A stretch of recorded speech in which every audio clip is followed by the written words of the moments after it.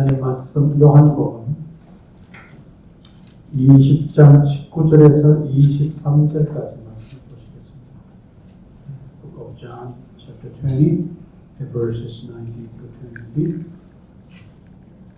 요한복음 20장 19절부터 23절 말씀 찾으셔서 다 같이 뜻을 생각하시면서 같이 읽으시겠습니다. 시작. 이날 곧 안식 후 첫날 저녁 때에 제자들이 유대인들을 두려워하여 모인 곳에 문들을 닫았더니 예수께서 오사 가운데 서서 이르시되 너희에게 평강이 있을지어다. 이 말씀을 하시고 손과 옆구리를 보이시니 제자들이 주를 보고 기뻐하더라. 예수께서 또 이르시되 너희에게 평강이 있을지어다. 아버지께서 나를 보내신 것 같이 나도 너희를 보내노라. 이 말씀을 하시고 그들을 향하사 숨을 내쉬며 이르시되 성령을 받아라. 너희가 누구의 죄든지 사하면 사하려질 것이요 누구의 죄든지 그대로 두면 그대로 있으리라 하시니라. 아멘. 얘기가 점점 이제 진전이 되면서 시간과 장소가 바뀌는 그런 모습을 봅니다. 19절 말씀에 이날 곧 안식 후 첫날 저녁 때에 그랬습니다. 요즘 우리식으로 말하면 부활절 주일 저녁 때, 부활절 주일 저녁 때, 그때 이제 무슨 일이 일어나는지가 19절에 기록이 되어 있습니다. 제자들이 유대인들을 두려워하여 모인 곳에 문들을 닫았더니 제자들이 이 장소가 구체적으로 어디인지는 명확하게 알 수 없습니다만 그들 얘기는 마리아가 예수님이 부활하신 것을 보고 제자들에게 리포트했던 그때 제자들이 모여있던 그 장소일 것이다 이렇게 봅니다. 중요한 것은 뭐냐면 제자들이 유대인들을 두려워하여 모인 곳에 문들을 닫았다 그랬습니다. 여기에 문들을 닫았다라고 하는 우리 한글 번역은 어떻게 보면 조금 더 뜻이 약화됐는데 문들을 닫았더니가 아니라 문들을 걸어 잠궜더니예요. 문들을 걸어 잠궜다. 여러분 상상해 보십시오. 누군가가 집 안으로 침입을 하려고 할 때 문을 락을 하지 않고 그냥 문을만 닫고 있는 사람들이 있나요? 그렇지 않습니까? 분명히 밖에 외부의 어떤 침입을 방어하고 방지하기 위해서는 문을 닫을 뿐만 아니라 문을 어떻게 한다고요? 완전히 이제 걸어 잠그는 것입니다. 우리 한글 번역에서는 그냥 문을 닫았다라고 하는 말로만 이렇게 표현이 되어 있어요. 그래서 그런 면은 조금 좀 아쉽습니다. 왜냐하면 그냥 문을 단순히 닫았다고 하는 것과 문을 걸어 잠궜다거나 lock the doors 하는 것은 너무 차이가 좀 있지 않습니까? 왜냐하면 그 뒤에 나오는 말씀을 보시면 예수께서 오사 가운데 서서 이르시되 너희에게 평강이 있을지어다. 그러니까 제자들이 그냥 문을 단순히 닫아놓은 그런 장소가 아니라 그들이 외부에 어떤 사람들이 들어올까 싶어서 유대인들이 두려워서 문을 걸어 잠그고 있는 그 현장에 예수님께서 들어오셨다는 거예요.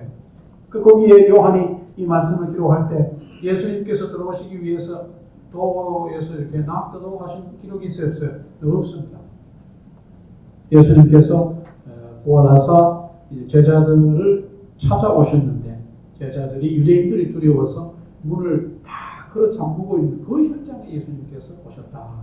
여기에 뭐 예수님이 어떻게 오셨느냐, 뭐 예수님께서 어떻게 벽을 통과하셨느냐, 뭐 이런 것은 그렇게 중요하지 않습니다. 어떤 주석서에는 어떤 신학자는 그것도 굉장히 미스터리고 여기에 대해서 설명을 할 때 예수님께서 부활하신 뒤에 이전에 제자들과 다니셨을 때의 어떤 그런 몸의 어떤 상태가 아니었을 거다라고 얘기하면서 고린도전서 15장에 부활한 후에 우리 몸이 어떻게 변화되는지에 대한 얘기를 참고적으로 성경 구절 인용하는 것을 봅니다. 물론 그것도 우리가 주목할 필요는 있긴 있습니다. 고린도전서 15장이 우리 성경에서는 부활에 대해서 가장 많은 양을 할애해서 기록을 하고 있고 특별히 그 내용 가운데는 우리가 육신의 몸을 입고 있다가 죽은 뒤에 부활하면 우리의 몸이 어떻게 화치가 어떻게 체험되느냐 이런 문제에 대해서도 답을 부분적으로 하고 있는 그런 부분입니다. 아마 여러분들 궁금하실 겁니다. 내가 키가 작게 태어났는데 부활한 후에 내 길이 어떻게 될 것인가. 여러 가지로 우리 궁금하게 생각하셨습니다만 구체적으로 그런 게 대한 얘기는 하지 않고 우리 몸이 분명히 변하는 것만은 사실이다. 그렇게 고린도서 15장에 기록을 하고 있습니다. 오늘 집에 가셔서 이 부분에 대해서는 조금 더 고린도서 15장을 읽고 생각을 해보시기 바랍니다. 어쨌든지 예수님께서 중요한 것은 오늘 여기 말씀 중요한 것은 예수님께서 제자들이 문을 걸어 잠그고 있는 유대인들이 두려워 벌벌 떨고 있는 그 현장에 누가 나타나셨다는 거예요? 예수님이 나타나셨다. 이 예수님은 십자가에 못 박히셔서 돌아가시고 장사 지낸 바 되셨고 이제 부활하신 예수님, 십자가에 못 박혀서 돌아가셨다가 부활하신 예수님이 지금 제자들 가운데서 있다는 사실입니다. 그게 아주 중요한 사실입니다. 그 20절 말씀에 보시면 이 말씀을 하시고 손과 옆구리를 보시니 제자들이 주를 보고 기뻐하더라고 했거든요. 그러니까 제자들이 지금 숨어서 숨을 죽이고 있는 그 현장에 나타나신 예수님은 그들이 3년간 공생의 사역을 같이 하셨다. 바로 그 주님이라는 사실을 예수님께서 보여주시고 다름이 아닌 그 공생의 끝에 고난을 당하시고 십자가에서 못이 박히시고 옆구리를 찔리신 바로 그 예수님. 뭐 이거로 말하면 The Crucified Jesus. 지금 여기에 와 계신 그분은 십자가에 못이 박혔던 예수님. 이것을 요한이 지금 강조하고 있습니다. 그래서 예수님께서 그 사실을 보여주시기 위해서 뭐라고 그랬다고요? 손과 옆구리를 보이셨다. 다른 곳에서는 손과 발을 보이셨다라고도 합니다만 요한은 여기에서 손과 옆구리를 보이셨다. 뭐 구체적으로 말하면 손은 손인데 십자가에 못이 박혔을 때 발목에 못을 박지 않았을까 그렇게 봅니다. 어쨌든지 뭐 손이든 손목이든 예수님께서 보여주시는 의도는 뭐냐면 십자가에 못이 박히셨던 바로 그 예수입니다. 그 말입니다. 그 예수입니다. 그분이 지금 부활해서 이 현장에 있는 것이고 십자가에 못이 박혔을 때 로마 군인에 의해서 죽음을 확인하기 위해 옆구리를 찔리셨던 바로 그 예수님. 십자가에 못 박히셨던 예수님, 그분이 지금 그 현장에 지금 제자들이 있는 곳에 와 계신다 얘기입니다. 근데 지금 제자들은 19절에 그 내용이 나와 있습니다만 유대인들을 두려워하여 모인 곳에서 문을 다 걸어 잠그고 지금 숨을 죽이고 숨어 있는 것입니다. 퓨지티브에. 그러니까 자기의 스승이 십자가에서 참혹하게 고난 끝에 돌아가시는 그 모습을 보면서 그들 역시도 뭘 느꼈을까요? 굉장한 공포를 느꼈을 겁니다. 예수님, 자기 스승이 당하셨던 그 일이 조만간 자기들이 체포가 됐을 때 그 일이 누구의 일이 될 수 있다는 거예요? 자신들의 일이 될 수 있다는 것입니다. 그러니까 자신들도 이 상황 속에 잘못해서 체포가 된다면 자기의 스승처럼 십자가형을 받을 가능성이 없지 않아 있다는 것입니다. 그런 어떤 내용들을, 사실들을 기억할 때, 생각해 볼 때 그들을 찾아오는 것은 기쁨이 아니라 뭐였어요? 공포입니다. 공포. fear. 두려움입니다. 그 두려움 끝에 그들이 문을 걸어 잠그고 지금 여기에 와 있다. 참 신기한 것은 예수님께서 이제 자신이 십자가에 못 박히셨던 예수님, 바로 그 예수님이라는 사실을 상처를 통해서, 흔적을 통해서 명확하게 증거를 하시고 하신 말씀이 아주 중요한 말씀입니다. 19절 말씀에 너희에게 뭐가 있을지어다? 평강이 있을지어다. 그렇게 했고 21절에 가서 똑같은 말씀을 하셨어요. 예수께서 또 이르시되 너희에게 뭐가 있을지어다? 평강이 있을지어다. 여기서 평강이라고 하는 말은 우리 잘 아는 단어예요. 샬롬입니다. 유대인들이 그 시대에 일상적으로 사용했던 그런 말이에요. 인사예요. 유대인들의 전통적인 인사입니다. 이 말은 많은 역사가 흘러갔지만 지금 현대 유대인들도 똑같은 이 말을 쓰고 있다는 것입니다. 그래서 사람들을 만났을 때 샬롬이라고 하는 우리가 사람 만나서 안녕하십니까 하는 그런 어떤 말과 똑같습니다. 물론 이 샬롬이 그 시대에 통용되는 아주 일상적인 그런 인사법이지만 여기 이 말을 누가 어떤 상황에서 하냐에 따라서 이 말은 더 큰 의미를 담는 인사가 될 수 있다. 그걸 제가 지금 말씀드리려고 합니다. 지금 이 인사를 통해서 이 인사를 들었던, 이 말씀을 들었던, 너희에게 평강이 있을지어다라고 하는 말씀을 들었던 대상자가 누굽니까? 예수님의 제자들이지 않습니까? 이 말을 들었던 예수님의 제자들의 상황이 지금 어떤 상황입니까? 유대인이 두려워서 문을 콕콕 걸어놓고 숨을 죽이고 집안에 지금 숨어있는 그런 상황입니다. 그들 마음속에 평강이라고는 찾아볼래야 찾아볼 수가 없는 상황이에요. 예수님께서 그런 제자들에게 가장 중요한 것은 뭐냐? 평강이라는 것입니다. 예수님께서 지금 두려움과 공포 속에 숨어 지내고 문을 꼭꼭 부르잡은 그 자기의 제자들에게 있어서 지금 이 상황에서 가장 필요한 것은 뭐냐? 평강이다. 예수님께서 그것을 정확하게 아시고 그들에게 와서 다른 말씀하시지 않고 똑같은 말씀을 연급하셨습니다. 너희에게 평강이 있을지어다. 너희에게 평강이 있을지어다.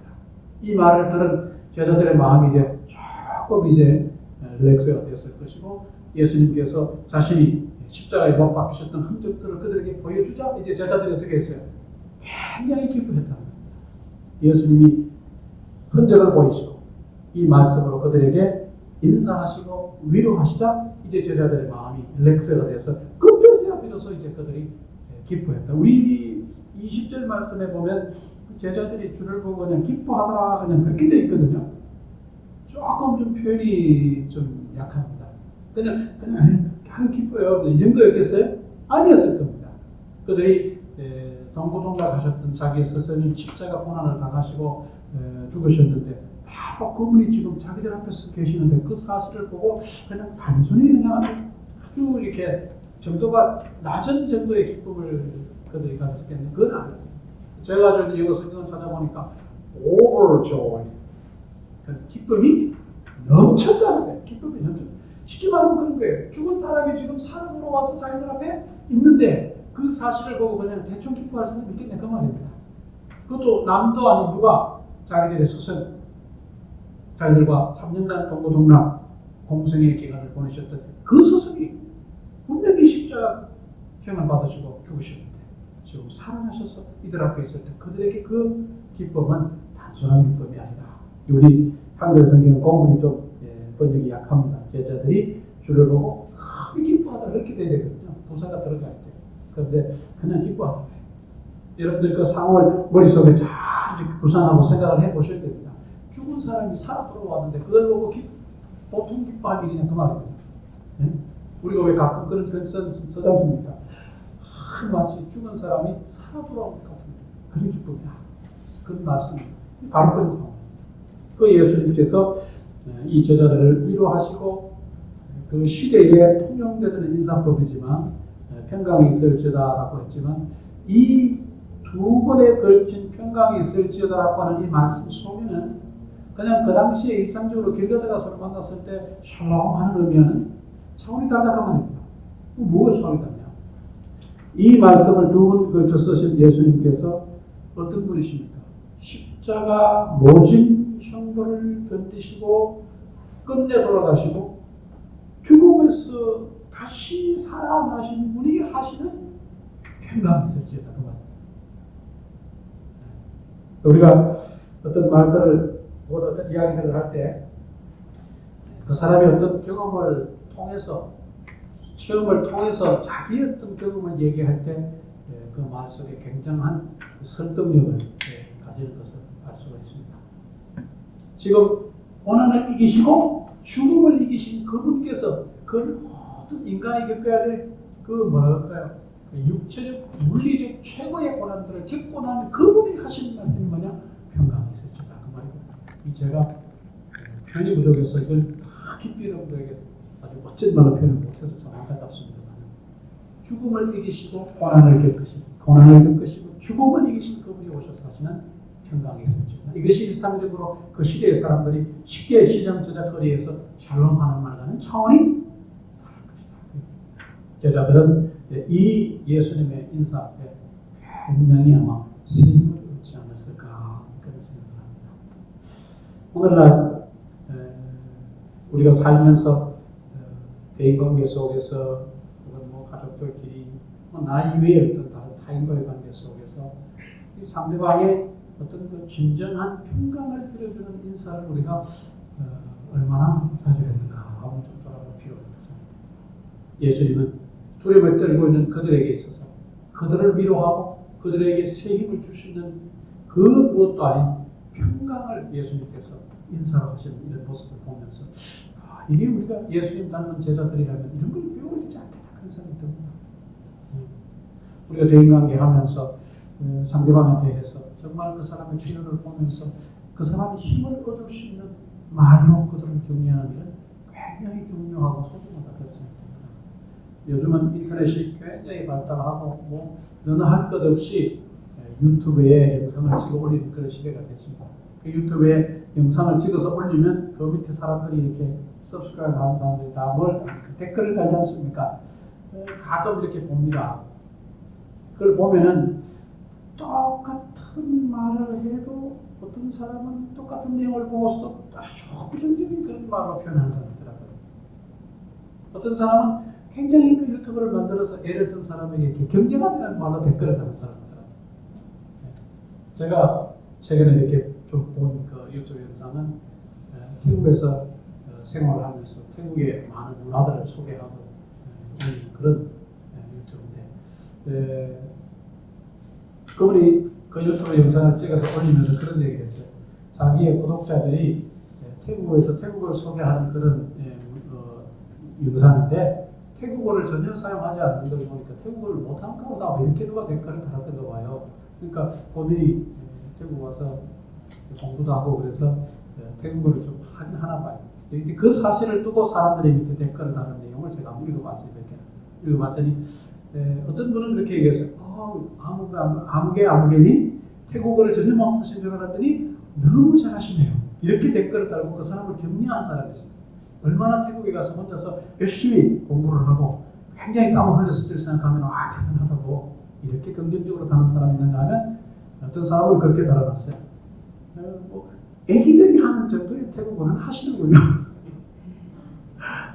제가 그걸 봤을 때도 이거 아무리 온라인 매체상에서 이렇게 얼굴을 마주 대하지 않고 서로 모르는 어떤 상황에서 다는 댓글이지만 이건 좀 그렇지 않나. 이걸 넘어서서 한때 우리 한국 사회에 유명한 연예인들이 운명을 달리했던 극단적 선택을 하게 만들었던 일들도 다 뭐예요? 소위 말하는 찌라시 혹은 어떤 온라인 매체상에서 상대방을 험담하는 그런 소위 말하는 악플들 이런 것들이 그 사람으로 하여금 견디지 못하게 만들고 극단적 선택을 하게 하는 그런 모습을 봅니다. 얼마 전에 신문에 났던 기사 좀 잘 아시지 않습니까? 여자 배구 선수가 극단적 선택을 했는데 거기에 어떤 사람들이 그분에 대해서 댓글을 할 때 그렇게 댓글을 다는 사람들 내가 발로 해도 너보단 잘하겠다라고 하는 말로 댓글을 다는데 배구를 손으로 하는 건데 그거를 빗대서 배구 실력이 없다는 것을 폄하하기 위해서 내가 발로 해도 너보다 잘하겠다 그렇게 댓글을 다는데 그러니까 전문 프로 선수로서 어떤 그 자기가 나름대로 최선을 다해서 경기에 임하고 선수생활 하는 사람에게 잘할 때도 있고 못할 때도 있는데 잘 못할 때 어떤 그런 것들을 꼬집어서 그런 식으로 전형적인 댓글을 달면 그 댓글을 읽는 사람은 어떨까요? 마음이 결국 힘들 것입니다. 힘들 것입니다. 결국은 그 선수가 극단적 선택을 하고 그것이 얼마 전에 한국 사회에 이슈가 됐었습니다. 그래서 연예나 스포츠에 관련된 어떤 영상이나 이런 데에는 아예 댓글을 달지 못하도록 해야 되겠다. 이렇게까지 나왔습니다. 그러니까 우리나라 사회가 인터넷이 굉장히 발달한 그런 사회예요. 어느 국가보다도 굉장히 발달한 국가예요. 통신망도 빠르고 속도도 빠르고 아주 다양하게 그런 것들을 많이 하는 그런 사회인데 그 사회가 어떤 면에 대해서 댓글을 제한하도록 하기까지 사회가 왔다는 것은 뭘 말하는 거예요? 많은 사람들이 상대방이 얼굴을 보지 않는다고 하는 것 때문에 그냥 여과 없이 생각하지 않고 상대방의 마음을 해칠 수 있는 그런 말들을 그냥 거침없이 그냥 해버린다는 거지 않습니까? 참 이런 모습을 볼 때 굉장히 안타깝고 이런 일을 통해서 상처를 받고 또 극단적 선택을 하는 사람들이 있다는 것을 볼 때 참 무슨 일이 아닐까 싶습니다. 그런 어떤 사회적 현상을 바라보면서 오늘 본문에 유대인들이 두려워서 문을 꼭꼭 끌어 잠그고 참 숨을 죽이고 숨어있는 그들을 찾아오셔서 예수님께서 하신 두 번에 걸친 인사가 평강이 너희에게 있을지어다. 두려움에 떨고 있는 그들을 격려하기 위해서 이보다 더 대단한 인사가 어디에 있을까요? 없을 것입니다. 예수님께서 그들을 향해서 평강이 있을지어다 평강이 있을지어다 두 번에 걸쳐서 그들을 격려하시는 모습을 보고 그들이 예수님을 만나서 크게 기뻐하는 모습이 요한에 의해서 상세하게 기록되어 있습니다. 여러분, 우리가 예수 믿는 사람으로 산다는 것은 우리의 스승이신, 우리의 주인이신 누구를 닮는다는 거예요? 예수님을 닮는다는 거예요. 예수님을 닮는다는 거예요. 그래서 우리가 이런 예수님의 모습을 잘 닮아야 되었어야 합니다. 우리가 신앙생활을 하면서 예수님의 제자로 살아가면서 정말 두려움에 뜨는 제자들에게 평강을 전했던 예수님처럼 그런 삶을 살아야 되지 않을까 그런 생각을 해봅니다. 어떻게 보면 이것은 아주 사소한 문제이기도 합니다만 어떻게 보면 우리 예수 믿는 사람들에게 어느 생활에 있어서 우리 삶의 전반에 걸쳐서 굉장히 중요한 역할을 하는 그런 모습이다 생각이 됩니다. 두 번째, 오늘 본문 말씀을 통해서 한번 이제 살펴보실 것은 그것입니다. 21절 말씀에 아버지께서 나를 보내신 것 같이 나도 너희를 보내노라. 두려움에 떨고 있는 제자들을 찾아오셔서 예수님께서 이제 제자들을 파송하시겠다고 얘기를 하십니다. 그런데 파송하는 원리는 뭐냐? 원칙은 뭐냐? 아버지가 나를 세상에 보내신 거죠. 뜬금없이 한 얘기가 아니야. 이 요한이 요한복음 전반을 통해서 우리에게 보여주려고 하는 것은 뭐냐면 예수님은 하나님의 아들이시오. 예수님은 하나님이 이 땅에 보내신 분이시다.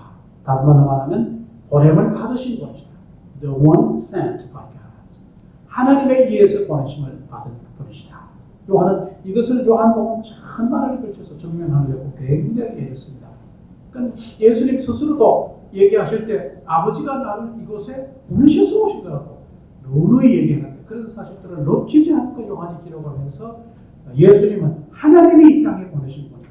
하나님의 아들이시다라고 하는 것을 기록의 곳곳에서 증언하고 있는 것을 봅니다. 21절 말씀도 똑같습니다. 아버지께서 나를 보내신 것 같이 나도 너희를 보내노라. 예수님께서 공생의 3년 사역을 마치시고 이제 모자나 부활하셨으니까 조금 더 제자들과 머물다가 이제는 사도행전 1장에 보시면 승천하시게 되는데 그 예수님 이후로 예수님이 하시던 이 땅의 지상 사역을 대를 이어서 계승을 해서 해야 될 사람들이 누구냐? 바로 지금 이 현장에 두려움을 떨고 있는 예수님의 10명의 제자입니다. 또 많은 우리가 꼭 본문 말씀을 밑에 내려가서 보면은 이 현장에 없었던 것을 알 수 있습니다. 가룟 유다는 어떻게 됐다고요? 이미 예수님을 배반하고 떠났습니다. 그래서 10명의 제자가 두려움에 떨고 있는데 그 두려움에 떠는 그들을 향해서 예수님이 하신 말씀이 뭐냐? 보내시겠다. 아버지가 나를 세상에 보낸 것처럼 내가 너희를 보낸다. 제자들이 여기에 대해서 반응이 어떤지를 요한이 기록하고 있지 않습니다. 아마 우리 같으면 선생님 지금 일행들이 언제 들이닥쳐서 불참할지도 모르는데 우리를 어떻게 보낸다는 겁니까? 그렇게 얘기했을지도 몰라요. 근데 그런 제자들의 반응은 요한이 전혀 기록을 하고 있지 않습니다. 대신에 중요한 얘기를 하셨는데 22절에 이 말씀을 하시고 그들을 향해서 숨을 내쉬며 이르시되 성령을 받으라 그랬습니다. 성령을 받으라. 여기서 성령을 받으라고 하는 것은 지금 이 현장에서 당장 성령을 받으라고 하는 그런 얘기가 아닐 것이다 라고 학자들은 봅니다. 왜냐하면 만약에 이 현장에서 저자들에게 지금 너희가 성령을 받아라고 하는 말로 이것을 해석하면 문제가 되는 것이 누가가 사도행전 2장에서 기록하고 있는 오순절 성령 강림 사건과 매치가 돼야 안 돼요. 이게 안 됩니다. 그래서 이것을 학자들은 해석하기를 이제 앞으로 한 오순 50일 지난 뒤에 오순절날 대대적인 성령 강림 사건, 공식적 성령 강림 사건을 상징적으로 보여주는 예수님의 말씀일 것이다 이렇게 해석합니다. 그러면은 좀 우리가 이해하기 쉽습니다. 그런 어떤 상징적인 말씀으로도 해석할 수 있고 또 하나는 약속의 말씀일 것이다. 이제 머지않아 오순 이제 앞으로 6월절부터 50일 뒤에 오는 절기가 오순절입니다. 펜테코스트. 그날 성령 강림의 사건이 있을 텐데 그 사건을 예수님께서 미리 제자들에게 알리시는 것이다. 그리고 그것을 성령의 오심을 약속하는 그런 말씀일 것이다. 이것을 이렇게 보면서 왜 22절 말씀에 예수님께서 이르시되 성령을 받으라고 했을까? 우리가 먼저 궁금한 생각을 해봐야 돼요. 지금 예수님의 명령을 받고 가야 될 사람들의 입장이 어떤 입장입니까? 유대인들이 두려워서 두려움에 떨고 있는 예수님의 제자들입니다. 그들이 예수님의 제자로 예수님을 계승한 계승자로 복음을 들고 이 무서운 세상에 다시 문을 열고 나가기 위해서 그들에게 힘을 줄 수 있는 유일한 존재는 누구시라는 거예요? 성령님이라는 것입니다. 이렇게 보면 사도행전 1장 8절 말씀이 이해가 되실 것입니다. 성령이 우리에게 임하시면 너희가 뭐를 받고? 능을 받고 그 다음에 그 끝에 가서 증인이 되리라. 그러니까 증인이 되는 예수님의 증인이요 예수님의 사도로서 예수님의 부활을 전가하기 위해 유대인들이 두려워 떨고 있는 그들이 이 일을 감당해낼 수 있는 힘의 근원은 뭐냐? 성령님이라는 것입니다. 성령님의 역사 없이는 그들이 그 두려움을 극복하고 이 험악한 세상에 나가서 예수님을 전가하기가 어렵다는 것입니다.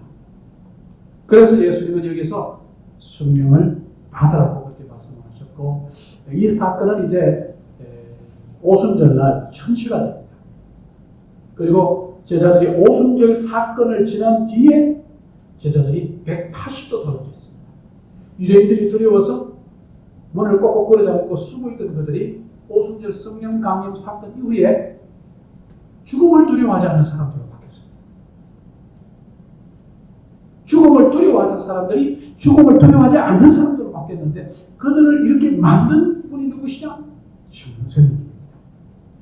성령께서 그들에게 임하시자 그들이 이제는 죽음을 두려워하지 않습니다. 그러면서 이 사도행전 2장에서 3장으로 넘어가면서 이제 성령이 임한 제자들, 성령의 권능을 받은 제자들의 전도 현장, 복음을 전하는 현장이 계속해서 소개되고 있는데 거기에 보시면 제자들이 얼마나 담대한지 몰라요. 심지어 자기들을 통제하고 자기들을 체포하려고 하는 그 당시에 그 authority에 대해서, 권세에 대해서 그들이 뭐라고 얘기하냐면 우리가 하나님을 순종해야 되냐 사람을 순종해야 되냐 이렇게 나옵니다. 지금 이 상황에서 그런 말 할 수가 있어요? 없어요? 없어요. 이제 일이 두려워서 지금은 숨어있는 상태입니다. 골방에 숨어있던 그들로 하여금 일어서게 하시고 그들에게 힘을 주시고 능력을 주셔서 예수님의 부활을 증거하게 만드시는 분이 누구시냐? 바로 성령님입니다. 이 말은 다른 말로 바꾸면 예수님이 하셨던 그 일을 계승해서 복음을 전하는 그 일을 하기 위해서는 성령님의 능력을 덧입는 일이 필수적인 일이다. 그거 없이는 죽음을 두려워하지 않고 복음을 전할 수는 없다는 것입니다. 여러분 한번 생각해 보십시오. 우리는 때로 많이 배우고 성경을 많이 알고 그 훈련들을 많이 받으면 좋은 일꾼이 될 수 있으리라 그런 생각을 많이 합니다. 단순한 논리입니다. 물론 그것도 굉장히 중요한 한 부분입니다. 그러나 여기에 플러스 또 하나가 있는 게 뭐냐면 성령님의 동행하심, 성령님이 주시는 능력, 성령님이 함께 하시는 충만, 이런 사실들이 없으면 우리가 아는 지식을 가지고 어느 정도는 할 수 있으나 우리의 머리를 걸 수 없어요. 복음을 전하는 일은 우리의 생명을 걸 수는 없을 것입니다. 성경이 우리에게 가르치는 것은 복음을 들고 나갈 때 생명을 두려워하지 않고 나가는 예수님의 제자를 말씀하고 있거든요. 우리는 이런 얘기를 하면 아유 오지에 가서 언제 위협 속에 언제 위협 가운데 죽을지도 모르는 선교사님들에게 해당되는 얘기가 아닙니까? 이렇게 얘기해 주셨어요. 그러나 성경에 들어가서 보면 우리는 너나 할 것 없이 다 선교사들이에요. 뭐를 두려워하지 않는 선교사들? 죽음을 두려워하지 않는 선교사들이 되어야 되거든요. 죽음을 두려워하지 않는 선교사들은 어떻게 되느냐? 공부도 해야 되고 훈련도 받아야 되지만 누구와 더불어 동행해야 된다고요? 성령님과 함께 더불어 동행하는 일이 가장 중요한 사실 중에 하나입니다. 그래서 예수님은 제자들에게 사도행전 1장 8절을 말씀하셨어요. 성령이 너희에게 임하시면 너희가 권능을 받고 예루살렘과 온유대와 사마리아 땅끝까지 이르러 내 증인이 되리라. 너희가 이 험난한 땅끝까지 이르기도록 복음을 전할 수 있는 그런 증인이 되기 위해서 성령의 권능이 뭐다? 필수적인 것이다. 성령의 권능이 필수적인 것이다. 오늘날은 교회가 시스템 중심으로 돌아가고 훈련과 공부 위주로 돌아가다 보니까 성령님의 권능에 대한 얘기를 교회가 잘 합니까? 안 합니까? 잘 안 해. 훈련 잘 받고 경험이 축적이 되고 노하우가 있으면 누구든지 가서 그 일을 할 수 있을 것이라 생각합니다. 그러나 저는 개인적으로 생각하지 않습니다. 우리가 정말 생명을 걸고 이 복음을 전하는 삶을 살기 위해서는 성령님과 더불어 동행하는 성령의 권능을 읽는 일이 필수적입니다. 오늘 교회가 이런 얘기 잘 하지 않습니다. 그거 좀 신기한 얘기 아닙니까? 이미 그것은 초대교회 시대에나 있었던 얘기가 아닙니까? 그러나 이런 얘기는 성경이 아직까지 지워지지 않고 우리 손에 들려진 것을 볼 때 이것은 여전히 오늘날도 똑같이 지금 있는 사실인 거죠. 이 부분에 대해서 여러분 한번 잘 생각해 보시기 바랍니다. 우리가 신앙생활할 때 내가 무엇을 두려워하고 내가 주님의 제자로 당당하게 살지 못하는 것은 이유가 뭘까? 내가 성경을 잘 몰라서일까? 아니면 내가 인성이 혹은 내가 내 성품이 내 기질이 그러지 못했어요. 저는 그렇게 생각하지 않습니다. 그런 부분도 무시할 수 없으나 더 중요한 것은 여러분이 성령님과 더불어 동행하시면 여러분이 성령님의 권능을 얻으십니다. 바로 그 사실이라고 그렇게 믿습니다. 23절에 마지막으로 너희가 누구의 죄든지 사하여 줄 것이요 누구의 죄든지 그대로 두면 그대로 있으리라 하시니라. 이걸 두고 이게 무슨 표현이냐 말이 많습니다. 예수님의 제자들이 예수님의 보내심을 받고 나가서 아무의 죄든지 막 사할 수 있느냐 그런 얘기냐 아니면 또 다른 어떤 의미를 담고 있는 것이냐 이걸 가지고 얘기가 많습니다. 문자적으로 보면은 1차적으로는 그런 얘기입니다. 예수님께서 성령의 권능을 입고 예수님의 부활하심을 증거하는 그 제자들에게 이런 권세가 있다고 하는 것이고 또 이것을 조금 더 다른 학자들은 그렇게 또 해석을 합니다. 이 말의 뜻은 그 당시 유대 랍비 문학 속에 나타나는 특별한 하나의 어떤 방식인데 어떤 표현의 방식인데 이것은 다름이 아니라 법정에서 어떤 사람이 재판장이 어떤 사람의 죄에 대해서 판단할 전권을 가지는 것을 말하는 것일 것이다. 이렇게 얘기합니다. 그러면서 많은 학자들은 이것을 우리가 좀 종합적으로 얘기한다면 예수님의 제자들이 성령의 권능을 입고 나가 죄를 사하는 권세를 가진과 동시에 예수님께서 제자들을 성령 받고 나가서 복음을 전하는 사도들로 세우실 때 그들에게 보내시는 예수님으로서 보내시는 하나님의 아들 예수님으로서 보내시는 모든 제자들에게 전권을 그들에게 위임하는 것이다. 이렇게 되어요. 제가 봤을 때는 이 해석이 아주 타당하다고 생각합니다. 여러분 생각해 보십시오.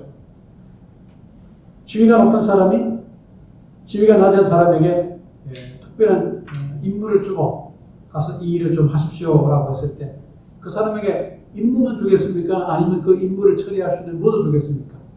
파워까지, 권세까지, authority까지 같이 줄 것입니다. 똑같은 우리라 그 얘기입니다. 예수님께서 제자들을 보내실 때 그냥 단순히 성령 받고 가라! 근데 그 정도가 아니라 예수님께서 그들을 보내실 때 모든 권한을 그들에게 주셔서 이제 복음을 전하게 하시는 그런 말씀이다. 그렇게 생각합니다. 이걸 가지고 우리가 이렇게 생각해 볼 때 우리가 예수님을 믿고 성령의 권능을 받고 성령님의 능력을 의지해서 우리가 제자로의 삶을 살 때 복음을 전하든지 선교사로 가든지 목사가 되든지 우리 일상생활 속에 복음을 전하는 사람으로 살아가든지 그냥 예수님의 제자로 살아가든지 어떤 형태의 우리가 삶을 살든지 우리를 주님의 제자로 세상에 보내신 분의 뭐를 지니고 다니는 사람? 예수님께서 우리에게 주신 전권을 우리가 가지고 사는 사람들이다. 뭐 정권이라 그래서 우리가 무슨 사람을 살리고 어떤 그런 정권이 아니라 우리는 예수님의 메시지로서 예수님께서 우리에게 복음을 들고 나갈 때 우리가 복음을 전할 수 있는 모든 필요한 것들을 우리에게 주님이 주신다. 현대적으로 우리가 생각할 때 그런 말씀입니다. 우리가 복음을 들고 복음을 전할 때 때로 우리가 느끼는 것은 그냥 내가 하는 것으로 그렇게 생각합니다. 그러나 예수님이 이미 복음서의 다른 곳에서 말씀하신 것처럼 너희가 무슨 말을 해야 할지 염려하고 근심하지 말라는 거예요. 누가 해야 될 말씀들을 다 알려주신다는 거예요. 성령께서 너희와 함께 하셔서 무슨 말을 해야 될지를 다 알려주신다. 이처럼 접근을 주신다는 거죠. 하나님이 예수님에게 마태복음 28장에서 주셨던 그런 권한과 똑같은 거죠. 그러니까 우리가 예수 믿는 사람으로서 어떨 때에 나 자신을 초라하게 생각하고 대단치 않은 존재로 인식할 때가 많습니다. 내가 전도하다가 잘 안 되고 실패하고 내가 주님의 제자로 살아가다가 자꾸 자빠지고 넘어지고 하면 우리는 내 자신을 굉장히 초라한 존재, 내가 예수님을 믿긴 믿지만 아직까지는 별 대단치 않은 존재라고 인식을 할 때가 많습니다. 그러나 예수님께서 우리를 부르시고 하나님의 자녀로 우리를 하나님께서 삼으실 때 우리는 하나님의 자녀로서의 뭐를 받은 사람들? 권세를 받은 사람. 성경적으로 부르면 그렇습니다. 전권을 받은 사람. 여기에 대해서 우리가 신앙생활 할 때 잘 인식을 하지 못합니다. 그냥 예수 믿는 사람이야. 그냥 교인이야. 그리스도인이야. 그냥 이 정도 표현합니다. 영적인 면에서 우리는 하나님의 자녀로서 권세를 가진 사람이다. 여기서 이것을 다른 방식으로 또 풀어서 남용을 하는 또 그런 분들도 있긴 합니다만, 그러나 이것은 남용의 대상이 아니라 명확히 우리가 인식해야 될 내용이라고 생각합니다. 하나님 우리를 자녀 삼으시고 예수님께서 우리를 제자 삼으시고 우리에게 권세를 주셨다. 그 권세를 가진 우리는 예수님의 메시지예요. 하나님의 메시지다. 우리가 그 권세를 가지고 어떻게 살아야 할 것이냐, 무슨 일을 해야 할 거냐, 여러분 잘 생각해 보시기 바랍니다. 예수님께서 사도들을 파송하실 때 이제 그런 정권을 주시고 그들로 하여금 주님의 복음을 전하는 사도로 사역하기를 원하시는 그런 모습입니다. 이런 원리는 여전히 똑같다고 생각합니다. 우리가 예수님 당시의 사도는 아니지만 우리는 주님의 제자로서 하나님의 자녀로서의 삶을 사는 하나님께로부터 우리가 권세를 부여받은 그런 하나님의 자녀요 예수님의 제자라는 사실을 잘 기억하시고, 내가 나를 하찮게 여기고 내가 나를 자꾸 이렇게 폄하하고 스스로를 가학하고 학대하는 그런 일이 없기 바랍니다. 우리는 이래봐도 뭐를 가진 사람들? 하나님 자녀의 권세를 받은 사람들. 우리가 복음을 전할 때 예수 그리스도의 전권을 받은 사람들, 이 사실을 여러분 잊지 마시고 복음을 전할 기회가 됐을 때 담대하게 전하시고 당당하게 전하시고, 예수님의 제자로 살아갈 때, 하나님의 자녀로 살아갈 때 당당하게 사시고 담대하게 사시고, 우리 신앙의 선배들은 박해 가운데서 300년간의 박해 가운데 초대교회 시대에도 그들은 그것을 포기하지 않고 그렇게 살았습니다. 그들은 그런 삶을 죽음과 복기까지 했습니다. 이럴 때 세상 사람들이 우리를 다시 보게 됩니다. 예수 믿는다는 것이 뭔가를 그들이 다시 생각하게 될 것입니다. 오늘 우리가 이것을 잃어버렸습니다. 다른 말로 어떤 분들은 그리스도인들의 야성을 잃어버렸다 그렇게도 말합니다만, 야성이라고 해도 뭐 터프하고 막 말도 안 되는 얘기하는 것이 아닙니다. 주님의 권세를 받은 주님의 자녀로서, 하나님의 자녀로서, 예수님의 제자로서 담대하게 사는 우리의 모습, 그것이 바로 그리스도인의 야성이요 우리가 회복되어야 하는 그런 부분이다 하는 말씀, 23절 말씀 통해서 예수님께 그렇게 말씀하십니다. 자, 기억하시고 여러분 삶을 다시 한번 점검하시기 바랍니다. 오늘 이렇게 짧은 말씀입니다만 몇 가지 같이 살펴보았습니다. 이 말씀들을 더 깊이 묵상하시고 이번 한 주간 기도하시면서 성령께서 더 깊이 깨닫게 하셔서 내가 어떤 삶을 살아야 할 것인가 잘 깊이 생각해 보시기 바랍니다. 기도합니다. 하나님 아버지, 오늘도 귀한 말씀을 통해서 우리의 삶을 다시 한번 돌아보고 점검합니다. 예수님께서 불임의 때는 제자들을 찾아오셔서 너에게 평강이 있을지어다라고 두 번에 걸쳐서 말씀하시고 그들을 위로하시고 격려하시는 모습을 통해 굉장히 큰 도전을 받습니다. 우리 예수 믿는 사람들로 살아갈 때 늘 이렇게 남을 격려하고 그들을 세워주고 힘을 줄 수 있는 어느 생활을 하게 하시고 그런 삶을 사시도록 도와주시고, 이런 부분에 예수님을 잘 닮아갈 수 있도록 도와주시기를 원합니다. 이제 주님께서 제자들을 파송하시는 그런 모습을 봅니다. 두려움에 떠는 그들이 나가 주님의 보화를 전가할 수 있기 위해서는 성령을 받는 일이 시급한 일인 것을 예수님께서 말씀하시고 이제 약속하시고 사도행전에 이 성취되는 그런 모습을 봅니다.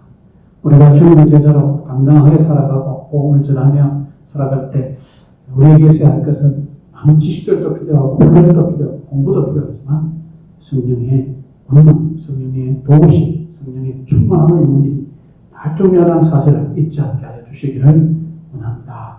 주님께서 제자들을 파송하시면서 그들에게 전권을 주시고 파송하시는 모습을 통해 우리가 예수님의 제자로 살아갈 때 하나님의 자녀로 살아갈 때 우리도 그런 전권을 받은 사람들인 것을 잊지 않게 하여 주시기 원합니다. 하나님의 자녀의 권세를 가진 사람들, 예수님이 주시는 권세를 가진 예수님의 제자들 이런 사실을 잘 기억하고 담대히 설계하시고 당당하게 설계하시고 내 스스로를 낮추어 보거나 내 자신이 참 초라한 존재라고 하는 그런 생각하지 않도록 도와주시기 원합니다.